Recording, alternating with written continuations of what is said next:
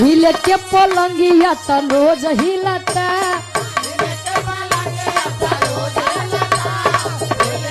क्या बात है।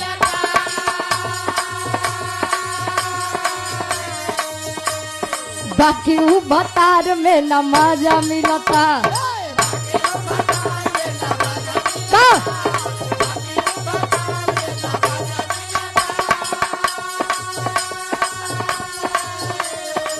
हिले के पलंगिया त रोज हिलता बाकी ऊ भतार में न मजा मिलता।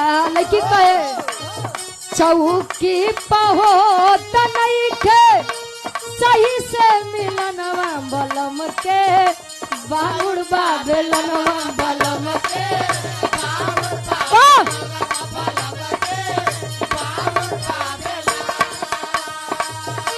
बलम के बांगुड़ बेलनवा बलम